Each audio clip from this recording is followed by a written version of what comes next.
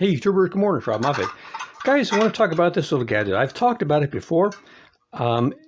If you're a person that doesn't have a lot of money and your budget is going crazy because of food prices, you need this. If you're on a keto diet and you want something special, you need this. If you're on a pescatarian diet like I am, or if you're a vegetarian, or if you just love hamburgers, I'm going to blow your mind. If you like are a gardener and you have tons of extra vegetables, what are you going to do with them? Or if you're a hunter or you're a fisherman and you have extra stuff, and what do you want to do? Or you're really a frugal person. You go to the stores all the time and you buy stuff on sale. And now you have a lot of things like when Thanksgiving comes, you buy the turkey, it's on sale. You can chop up that turkey, put it in some gravy, put it in some containers, put it in the freezer, and you can eat fresh turkey all year long. Even though it's out in the freezer, it comes out tasting fresh. So you got all these ingredients for different reasons, and you want to come up with different ways to make them really inexpensively. This is your gadget. I've done several videos on this before over the years, but nobody goes back and watches my old videos, hardly ever, or my playlist, but you should do it. I've got over 1,000 videos and one's a playlist. But this is a way you can make very inexpensive burgers or patties or cakes. I made fish cakes and burgers and this and veggie burgers. It all started, I was trying to make a veggie burger.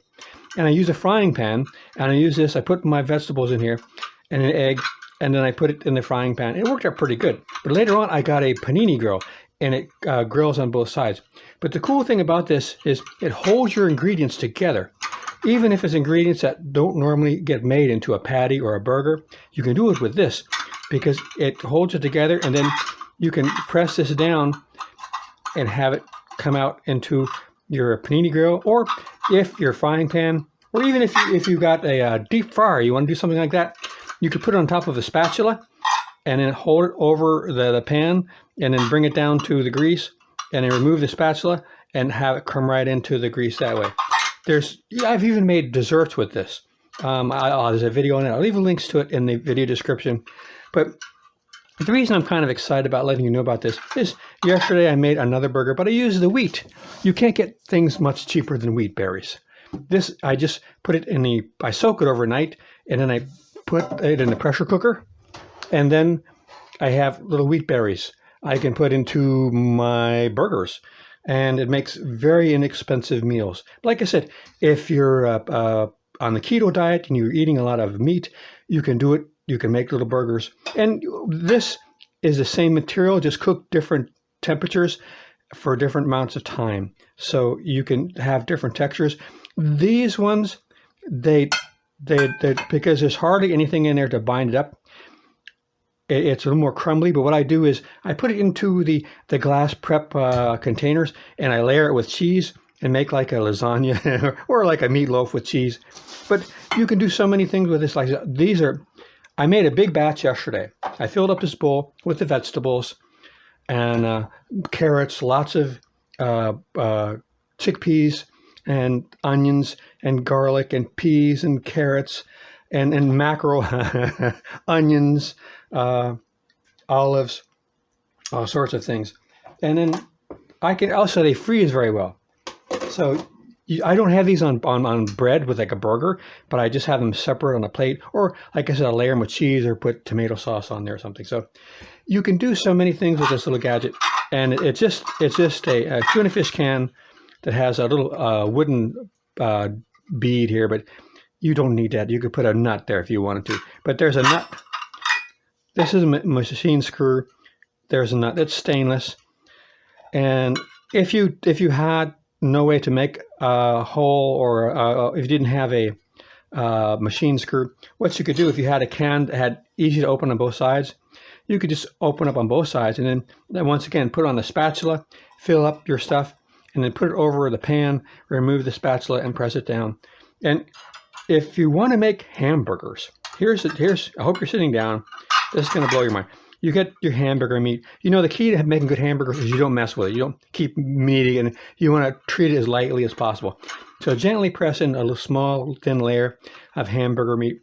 Then put in your mushrooms and your cheese and your bacon. Did I say bacon?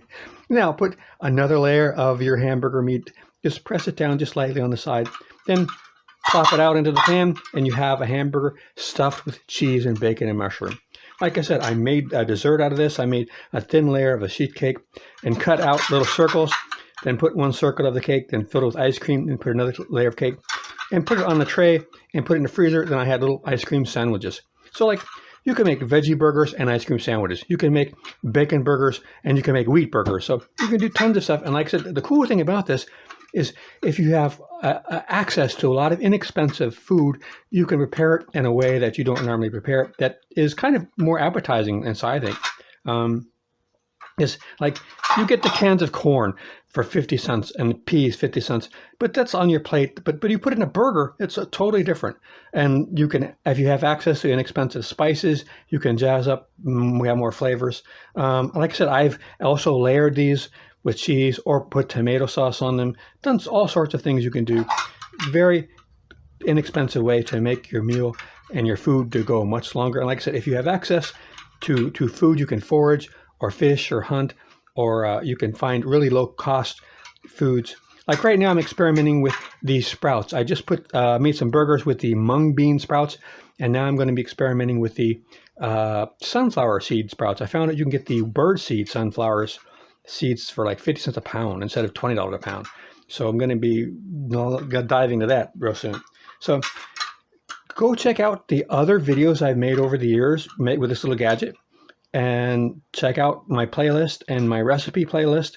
You'll find that these burgers I made with this gadget in the recipe playlist. So put on new videos every single week. Been doing it for over 14 years, got over 1,000 videos, and put on new stuff every week and try to have fun and try to save money and do things a little differently. And whatever interests me, or if I have a problem, I can fix it, or something that I think you guys might benefit by. That's what I try to do, and just have some fun here. And go make yourself a little, I initially called this a fish cake machine or something. I forgot what I called it, but it's just whatever you want to call it. It's on you. And don't forget, try out your wheat berries. You're going to be surprised.